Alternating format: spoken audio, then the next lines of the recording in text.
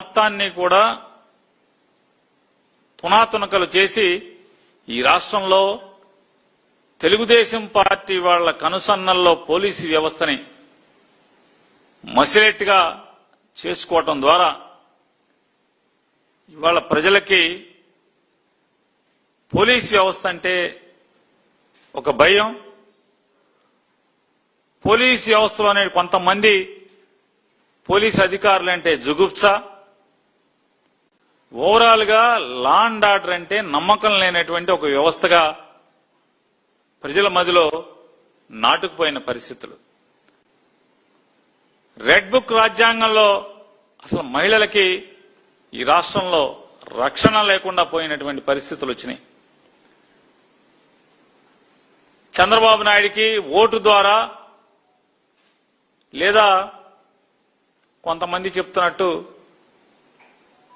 Machine ద్వారా, యంత్రం ద్వారా వచ్చినటువంటి ఈ అధికారం, ఆ అధికారం ద్వారా పోలీసు వ్యవస్థని అండగా పెట్టుకుని టీడీపీ నాయకులు, కార్యకర్తలు యథేచ్ఛగా అకృత్యాలు, విధ్వంసాలు, ఘోర అఘాయిత్యాలకి పాడుపడుతున్నటువంటి పరిస్థితులు వేళ ప్రజలు నిస్సహాయ స్థితిలో చూస్తున్నారు. జేబీలో పచ్చబిళ్ళ ఉంటే చాలు మీకు ఎక్కడికెళ్లినా అధికారులు వణికిపోతారు అని తెలుగుదేశం పార్టీ అధ్యక్షుడు గెలిచిన కొత్తలో చెప్పాడు. ఈ జేబీలో పచ్చబిళ్ళలందరికీ కూడా రాష్ట్రంలో ఉన్నటువంటి తెలుగుదేశం మూకలన్నిటికీ కూడా ఈ పచ్చబిళ్ళని పంచిపెట్టారు. ఈ జేబీలో పచ్చబిళ్ళేసుకుని నేరాలకు ఆ బిళ్ళుంటే చాలు, జేబీలో పచ్చ బిళ్ళుంటే చాలు, నేరాలకి ఘోరాలకి లైసెన్స్ బిళ్లగా చంద్రబాబు నాయుడు ప్రభుత్వం తయారు చేసింది. ఈ పచ్చబిళ్లే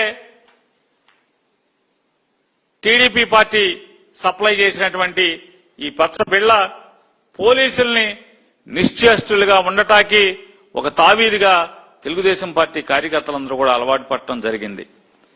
ఇవాళ పోలీసులు కేసు పెట్టాలంటే స్థానికంగా ఎమ్మెల్యేకి అనుకూలంగా, ఎమ్మెల్యేకి దగ్గరగా ఉండేటువంటి తెలుగుదేశం నాయకుడు అనుమతి అన్నా ఇవ్వాలి, లేదా ఆ స్థానిక శాసనసభ్యుడన్నా అనుమతి ఇవ్వకుండా ఒక్కరంటే ఒక్క కేసు కూడా నమోదయ్యే పరిస్థితి లేదు. టీడీపీ నాయకుడు వద్దంటే చాలు ఆ ఎఫ్ఐఆర్ కట్టే పరిస్థితి లేదు ఆంధ్రప్రదేశ్ రాష్ట్రంలో పోలీస్ స్టేషన్లో. అది ఏ పోలీస్ స్టేషన్ అయినా, ఇచ్చాపురం నుంచి తడదాకా లేదా కుప్పం నుంచి మచిలీపట్నం దాకా మీరు ఏ పోలీస్ స్టేషన్ అన్న తీసుకోండి, ఏ పోలీస్ స్టేషన్ అయినా సరే తెలుగుదేశం పార్టీ వాళ్ళు చెప్పితే గాని ఎఫ్ఐఆర్ తెగన పరిస్థితి. ఇవాళ ఎంత దుర్మార్గానికి ఒడిగడుతున్నారంటే, న్యాయం చేయాలంటే పోలీసులు పోలీస్ స్టేషన్ కంటే కూడా పోలీస్ స్టేషన్లో కాగితం ఇచ్చి, లేదా ఎమ్మెల్యే ఇంటికి వెళ్లి అక్కడ ఎమ్మెల్యేతో ఫోన్ చేయించుకుని ఇవాళ పోలీస్ స్టేషన్కి వస్తే కానీ పోలీస్ స్టేషన్లో పోలీసులు చెవులతో వాళ్ళ ఫిర్యాదుని వినే పరిస్థితి లేకపోవటం. ఇవాళ పోలీస్ స్టేషన్ల చుట్టూ ఎన్నిసార్లు చెప్పులు అరికేలాగా తిరిగినా కూడా ప్రజలకు న్యాయం దొరికేటువంటి పరిస్థితి లేదు.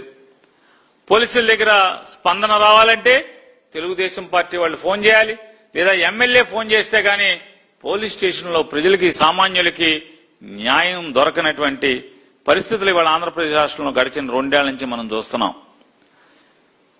భారత పార్లమెంటు అంటే భారతదేశం యొక్క పార్లమెంటు రూపొందించినటువంటి చట్టాల కంటే కూడా ఈ రెడ్ బుక్ రాజ్యాంగమే ప్రస్తుత పోలీసులకి పరమావధిగా ఉండటం మనందరి దురదృష్టకరమైనటువంటి పరిస్థితులు. బిఎన్ఎస్ గాని, బిఎన్ఎస్ఎస్ గాని సెక్షన్ల కన్నా నారా చంద్రబాబు నాయుడు సెక్షన్లో, లోకేష్ సెక్షన్లో రాష్ట్రంలో అమలవుతుండటం మన కర్మ. ఈ రోజు ఇవాళ రాష్ట్రంలో ఈ రకంగా ఉంటాం. ఈ దారుణాలకి, ఈ తెలుగుదేశం పార్టీ వాళ్ళ యొక్క దారుణాలకి, పోలీసుల యొక్క ఏమీ చేయకుండా తోలుబొమ్మల్లాగా నిలబడి ఉండేటువంటి బొమ్మల్లాగా ఉండేటువంటి పరిస్థితులు ఇవాళ దీనికి బలవుతున్నది ఎవరయ్యా అంటే ప్రధానంగా మహిళలు, చిన్నారులు, బలహీన వర్గాలు, దళితులు, గిరిజనులు మాత్రమే ఈ వ్యవస్థకి బలవుతున్నటువంటి పరిస్థితులు మనం చూస్తున్నాం. అత్యధికంగా బాధింపబడే వర్గాలు లేదా సర్వనాశనం అవుతున్నటువంటి లేదా అన్ని సర్వం కోల్పోతున్నటువంటి వర్గం ఏదైనా ఉందంటే అది మహిళా లోకం. ఇవాళ మహిళలకు ఆంధ్రప్రదేశ్ రాష్ట్రంలో రక్షణ కరువైన పరిస్థితిలో రాజకీయ కక్ష సాధింపులకి లేదా పోలీసు వ్యవస్థను మొత్తాన్ని నారా చంద్రబాబు నాయుడు లోకేష్ గారు ఇద్దరు వాడుకోవటం వల్ల హోంమంత్రి గారు పాపం ఏమీ చూస్తా ఊరుకుంటారు, ఏమీ చేయలేరు. ఇంకో మంత్రి గారు ఇంకో ఉప ముఖ్యమంత్రి గారేమో నేను హోము తీసుకుంటా అని ఆయన అరువులు చాస్తుంటారు. కానీ మహిళలకి రక్షణ కరువు అయితే మాట్లాడేవాడు మాత్రం పట్టించుకునేటువంటి దిక్కు ఆంధ్రప్రదేశ్ రాష్ట్రంలో లేకపోవడం అనేది ఇంతకన్నా దరిద్రం ఏముంటుంది చెప్పండి. ఈ రాష్ట్రంలో నిందితులు గనక ముద్దాయిలు లేదా దాడులు చేసిన వాళ్ళు, ఈ తప్పులు చేసిన వాళ్ళు, దొంగతనాలు చేసిన వాళ్ళు, హత్యలు చేసిన వాళ్ళు, హత్యా యత్నాలు చేసిన వాళ్ళు, దోపిడీలు చేసిన వాళ్ళు ఎవడైనా అధికార పార్టీతో ఇంత పిసరంతా చుట్టలకు ఉంటే చాలు పోలీసులకి ఇక కళ్ళు చేతులు ఆడవు, చెవులు వినపడవు, పెన్ను కదలదు, వేళ్లు కదలవు, చేతులు లాఠీలు పట్టుకోలేవు. ఇవాళ ఆంధ్రప్రదేశ్ రాష్ట్రంలో ఉన్నటువంటి పరిస్థితి. కొందరు పోలీసు అధికారులు వృత్తిపరమైన వ్యక్తిగత ప్రయోజనాల కోసం ప్రభుత్వాన్ని మచ్చిక చేసుకునే ప్రయత్నంలో శాంతి భద్రతల నిర్వహణని గాలికి వదిలేసినటువంటి పరిస్థితులు ఇవాళ మన కళ్లతో మనం చూస్తున్నాం. సాధారణంగా ఒక మహిళ పోలీస్ స్టేషన్ గడిపి తొక్కిందంటే ఎంత బాధ ఉంటే, ఎంత ఆవేదనతో అయితే న్యాయం కోసం పోలీస్ స్టేషన్ గడప తొక్కుతారండి, ఎంత బాధతో వస్తారు. అంటే కుటుంబాన్ని నడపాల్సినటువంటి, ఇల్లు మొత్తాన్ని గౌరవంగా నడపాల్సినటువంటి ఒక మహిళ పోలీస్ స్టేషన్ రక్షణ కోసం ఎందుకు వస్తారు, ఏ స్థితిలో వస్తారు? అయినా పోలీసులు స్పందించే గుణం లేకుండా పోవటం, స్పందించే పరిస్థితి లేకపోవటం, ఇది పూర్తిగా నారా చంద్రబాబు నాయుడు ప్రభుత్వానికి ఇది దిగజారుతనానికి అద్దం పడుతుందా లేదా అనేది ప్రజలను ఒకసారి ఆలోచించమని చెప్పి అంటున్నాను. ఇవాళ ఎవరైనా పోలీస్ స్టేషన్కి వెళ్ళారు, ఆడవని మొగాయని, ఆఖరికి మహిళలు వెళ్ళి అయ్యా మాకు న్యాయం కావాలని చెప్తే ఫస్ట్ ఆ పోలీస్ స్టేషన్ నుంచి ఎమ్మెల్యేకి, ఎమ్మెల్యే పిఏకి ఫోన్ చేస్తున్నారు. ఏమండి ఈ పేట నుంచి వీళ్ళు వచ్చారు, వీళ్ళు మన తాలూకా లాగా కనపడతలేదు, జేబీలో పచ్చబిళ్ళ లేదు, ఏం చేయమంటారని చెప్పి అడిగే స్థితి ఈ రాష్ట్రంలో ఉన్నటువంటి పోలీస్ స్టేషన్లో నెలకొని ఉండటం అంటే సిగ్గుపడదా నారా చంద్రబాబు నాయుడు గారు? మీరు సిగ్గుపడరా? తండ్రి కొడుకులు ఇద్దరు సిగ్గుపడే పని లేదా మనకి? ఈ రకంగా ఈ రాష్ట్రాన్ని దిగజార్చటం, అది ఎవరైనా ఆఖరికి మహిళ రేపు గురి కాబడినా సరే పోలీస్ తీరు ఈ రకంగా ఉండటం, ఎమ్మెల్యేకి, ఎమ్మెల్యే పిఏకి, ఎంపీ పిఏకి ఫోన్ చేయటం, వీళ్ళు వచ్చారు ఈ పేట నుంచి, ఈ పేటలో ఈ అమ్మాయి మీద అఘాయిత్యం జరిగింది, కానీ ఈ అమ్మాయి మన పార్టీ, మన బిళ్ళ లేదు, ఈ అమ్మాయి దగ్గర మన పచ్చ బిళ్ళ లేదు, ముద్దాయి దగ్గర రేప్ చేసిన దగ్గర మన పచ్చ బిళ్ళ ఉంది, ఏం చేయమంటారని అడిగే స్థితిలో ఈ రాష్ట్రంలో ఉంటే తలదించుకోరా మీరంటున్నా? సిగ్గుపడరా? ఇక మారరా మీరు? రెండేళ్లైనా కూడా ఈ ప్రభుత్వం మారదా అని అడుగుతున్నాను. అందుకే పోలీస్ స్టేషన్ అంటే ఈ రాష్ట్రంలోని ప్రజలకి నమ్మకం, విశ్వాసం లేకుండా పోయినాయి. అవునా కాదా చెప్పండి? ఇవాళ టీవీలో వస్తే కూడా అంటే ఎఫ్ఐఆర్ దిగాలంటే టీవీల్లో రావాలి, టీవీలు బాగా అలర చేయాలి, అప్పుడు ఎఫ్ఐఆర్ తగ్గుతుంది. ఆ ఎఫ్ఐఆర్ కూడా సెక్షన్లు ఉన్నాయా లేవో తెలియదు, అది తప్పుడు అంటే దొంగ కేసా, లేచిపోయే కేసా, తూతూ మంత్రం కేసా కూడా మనకు అర్థం కాని పరిస్థితి. కేవలం టీవీల్లో, పేపర్లో రాయి, ఈనాడు, ఆంధ్రజ్యోతిలో రాయాలి, లేదా టీవీలు మాట మాటకి గంటకి అలర చేయాలి. అప్పుడే పచ్చబిళ్ళ లేకపోయినా సరే వాళ్ళ తరపున వాళ్ళ ఫిర్యాదు ఎఫ్ఐఆర్లు అవుతాయి. ఇవాళ గుంటూరులో ఇంత అమానవీయ సంఘటన జరిగితే, ఒక అమానవీయ సంఘటన జరిగితే అసలు ఆ ఘటన వెనకాలన్న అసలు కారణం ఏంటన్నా ఏంటా అంటే నగరంపాలెం అని చెప్పని 21వ డివిజన్, గుంటూరు నగరంలో 21వ డివిజన్లో నగరంపాలెం ప్రాంతంలో సొంతంగా ఎవరైతే బాధితులు ఉన్నారో బాధితులు సొంతంగా వాళ్ళ డబ్బులతో సుమారుగా ఒక 15-16 సంవత్సరాల క్రితం రోడ్డు మీద బోరింగ్ పంప్ వేసుకున్నారు, బోర్ వేసుకున్నారు.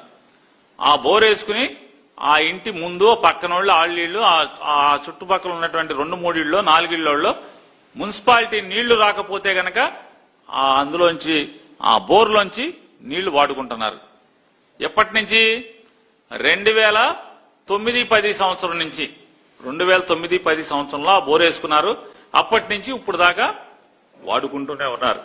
ఇప్పుడు కొత్తగా ఏమైంది అంటే ఆ 2009-10 సంవత్సరంలో ఆ పూరిపాకలుగా రేకుల షెడ్లుగా ఉన్న ప్రాంతం ఇవాళ మొత్తం కూడా కాంక్రీట్ స్లాబులతో బిల్డింగ్లు అయినాయి.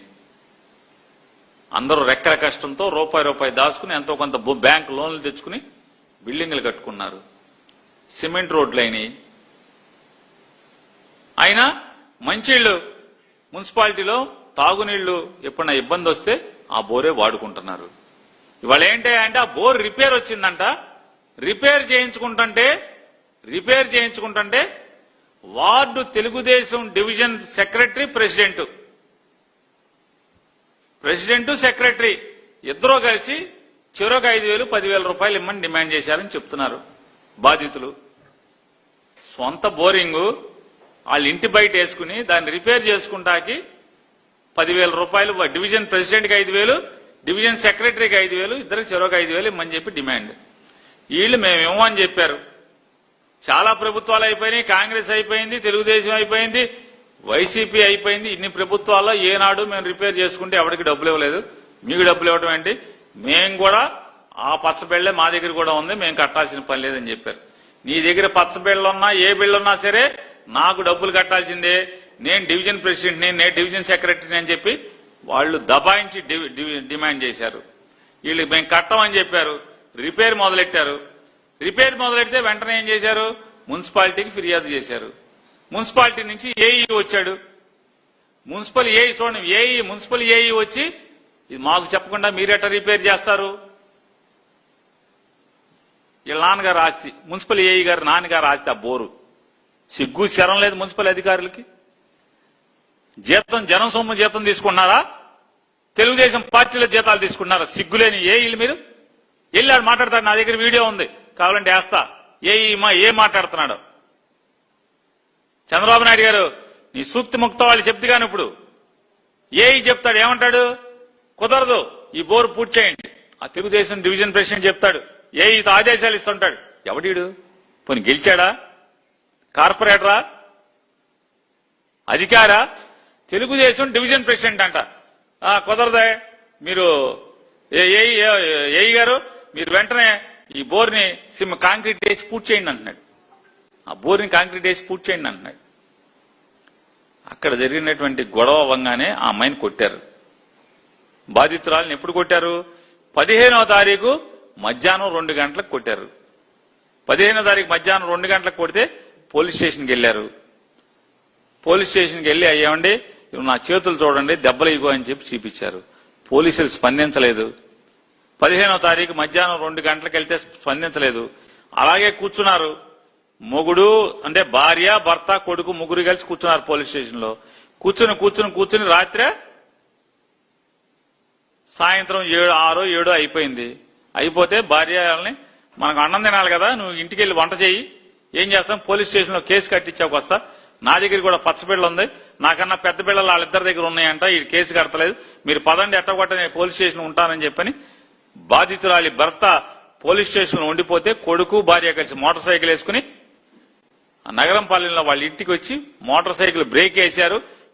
వేయటం 9 మంది వచ్చి మూకుమ్మడిగా వాళ్ళని పశు ప్రవృత్తితో ఏ రకంగా చేశారో మనందరం చూసాం, సమాజం చూసింది. చితకొట్టేశారు, వివస్త్రం చేశారు, ఒంటి మీద నూలు పోగు లేకుండా చేశారు. చివరికి వాటకట్లోని మనసున్న ఆడవాళ్ళందరూ వచ్చి వాళ్ళ ప్రాణాలకి తెగించి ఆ అమ్మాయి మీద దుస్తులు కప్పి ఆ అమ్మాయిని ఇంట్లోకి తీసుకెళ్లారు. ఇది నారా చంద్రబాబు నాయుడు గారి రాజ్యంలో జరుగుతున్నటువంటి ఆడవాళ్లకు జరిగేటువంటి మర్యాద, మనుషులకు జరిగేటువంటి మర్యాద.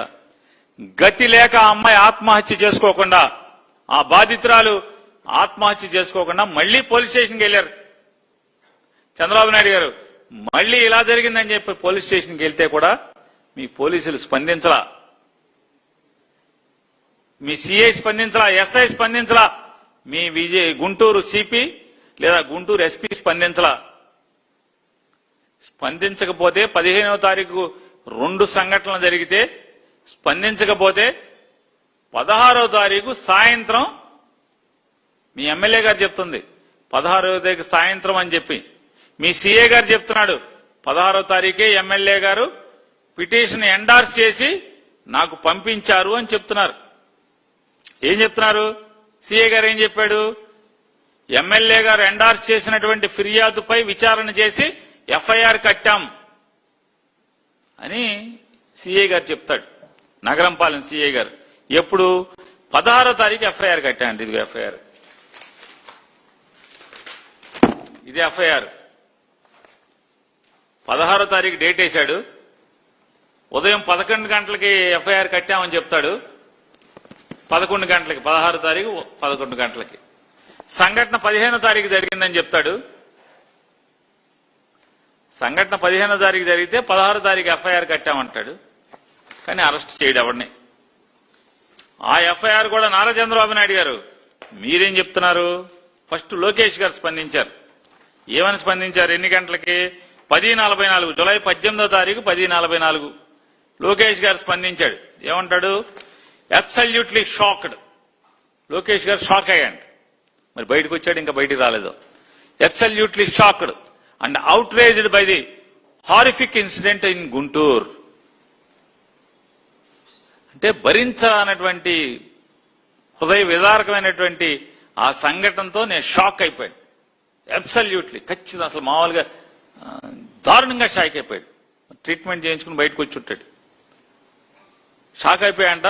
వాళ్ళ నాన్నగారు కేసు కట్టమని ఆర్డర్ వేశారంట. ఇమీడియట్ స్ట్రిక్ట్ యాక్షన్ తీసుకోమని క్రిమినల్ కేసు కట్టారంట. అక్యూజ్ని అరెస్ట్ చేశారంట. ఇవన్నీ 18వ తారీఖు 10:44 చెప్తున్నాడు. నారా చంద్రబాబు నాయుడు గారు వెంటనే ఇంకో 14 నిమిషాలకి, అంటే పావు గంట తర్వాత ఆయన ట్వీట్ చేస్తున్నాడు. ఆయన మాట్లాడుతున్నాడు చిలక పలుకు. I deeply disturbed by the incident reported from Guntur. బాగా లోతుగా కదిలిపోయాడంట ఆయన. బాగా లోతుగా కదిలిపోయాడు. ఎందుకంటే 80 ఏళ్ళు వచ్చేసినాయి కదా, బాగా లోతుగా కదిలిపోయాడు. కదిలిపోయి ఏంటంట? The humiliation of any women in is completely unacceptable and has no place in our society. సమాజంలోనే ఇటువంటి అవమానాలకి, ఇటువంటి సంఘటనలకు చోట్లేదంట. 80 ఏళ్లకి సిగ్గు లేకుండా ఈ మాటలేంటి చంద్రబాబు నాయుడు గారు? ఇంత పాపం మాటల. మొత్తం అక్కడ చేసిన వాళ్ళు ఎవడు? మీ division president, division secretary. Case కట్టకుండా ఆపింది ఎవరు? మీ ఎమ్మెల్యే గారు. మీ ఎమ్మెల్యే గారే కేసు కట్టద్దంటారు. చివరికి మీ ఎమ్మెల్యే గారు ఒక మాట చెప్తారు. మాట చెప్పే ముందు అది తెలుగుదేశం పార్టీ ప్రభుత్వంలో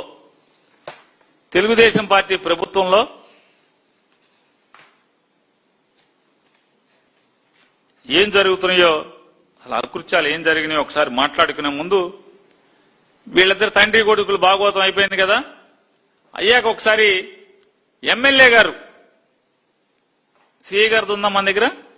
సిఏ గారిది లేదా? సిఏ గారు మాట్లాడింది నా దగ్గర ఉందని. ఎమ్మెల్యే గారు ఏం మాట్లాడిందో పెట్టండి. ఎమ్మెల్యే గారు మాట్లాడుతూ చూడండి. సాయంత్రం 2 కుటుంబాల మధ్య స్టార్టింగ్ నుంచి పెట్టండి. స్టార్టింగ్ నుంచి మళ్ళీ స్టార్టింగ్ నుంచి సౌండ్ కూడా పెట్టండి. 15 సాయంత్రం 2 కుటుంబాల మధ్య ఒక చిన్న వివాదం, అది చిలికి చిలికి గాలివానలా. 15 సాయంత్రం చిన్న వివాదం అంట. వినండి, 15 సాయంత్రం చిన్న వివాదం, అది చిలికి చిలికి గానివానగా మారిందంట. మారి ఒక మహిళ పట్ల అత్యంత హేయమైన ఒక చర్యగా మార్చిన పరిస్థితి అందరం కూడా చూడడం జరిగింది. అయితే ఇది 16వ తారీఖున బాధితురాలు మా పశ్చిమ ఆఫీస్కి వచ్చి నాకు ఇవి జరిగిన వివరణ అంతా కూడా ఇవ్వడం. మళ్ళీ పెట్టండి ఒకసారి స్టార్టింగ్. చూడడం జరిగింది. అయితే ఇది 15 సాయంత్రం 2 కుటుంబాల మధ్య 15 సాయంత్రం జరిగింది. నాకు తర్వాత కలిసి వేసింది ఏదో చెప్పండి. చిన్న వివాదం, అది చిలికి చిలికి గాలివానలాగా మారి ఒక మహిళ పట్ల అత్యంత హేయమైన ఒక చర్యగా. మళ్ళీ పెట్టండి, అత్యంత హేయమైన. ఒకసారి వినపడతలేదో? చిలికి గాలివానలాగా మారి ఒక మహిళ పట్ల అత్యంత హేయమైన ఒక చర్యగా చిలికి చిలికి గాలివానగా మారి ఒక మహిళ పట్ల అత్యంత హేయమైన చర్య జరిగింది 15వ తారీఖు సాయంత్రం. ఈవిడ దగ్గరికి ఎప్పుడు వచ్చారు చెప్తాను చూడండి. చిన్న పరిస్థితి అందరం కూడా చూడడం జరిగింది. అయితే ఇది 16వ తారీఖున బాధితురాలు మా పశ్చిమ ఆఫీస్కి వచ్చి నాకు ఇవి జరిగిన వివరణ అంతా కూడా ఇవ్వడం జరిగింది. అంటే వెళ్ళిపోతామంటే 16వ తారీఖున నా పశ్చిమ ఎమ్మెల్యే ఆఫీస్కి వచ్చి మహిళ ఎప్పుడు వచ్చిందో మళ్ళీ పెట్టండి ఒకసారి స్టార్టింగ్ నుంచి. అందరం కూడా చూడడం జరిగింది. అయితే ఇది 16వ తారీఖున బాధితురాలు మా పశ్చిమ ఆఫీస్కి వచ్చి నాకు ఇవి జరిగిన వివరణ అంతా కూడా ఇవ్వడం జరిగింది. ఇలాగా తెలుగుదేశం పార్టీ కార్యకర్త ఒక నాయకుడు ఇలా దాడి చేయించాడు మా మీద అని చెప్పి బాధితులు ఎంతో తీవ్ర ఆవేదనతో తనకు తగిలిన దెబ్బలతో మా ముందుకు రావడం జరిగింది. ఇమ్మీడియట్ గా అప్పటికప్పుడే నగరంపాలెం స్టేషన్ పరిధిలో జరిగిన ఈ ఘటనకి సిఐ గారికి కాల్ చేసి ఇక్కడ పార్టీలకు సంబంధం లేదు, నాయకులు ఎవరైనా వ్యక్తులు ఎవరైనా సరే వాళ్ళ మీద తీవ్రమైన చర్యలు తీసుకోవాలి, దీనికి పాల్పడిన వ్యక్తి ఎవరు ఉన్నా కూడా ఆ సంఘటనలో వాళ్ళందరూ కూడా ఇమ్మీడియట్ గా యాక్షన్ లోకి తీసుకోవాలి అని చెప్పి సిఐ గారికి చాలా సీరియస్ గా ఆయనకి డైరెక్షన్ ఇవ్వడం కూడా జరిగింది. 15 సాయంత్రం 2 అంటే 16వ తారీఖున అంత దారుణం, అంత దుర్మార్గం, అంత అమానవీయ సంఘటన జరిగితే 15వ తారీఖు పోలీసులు ఇన్యాక్షన్ అంటే పోలీసులు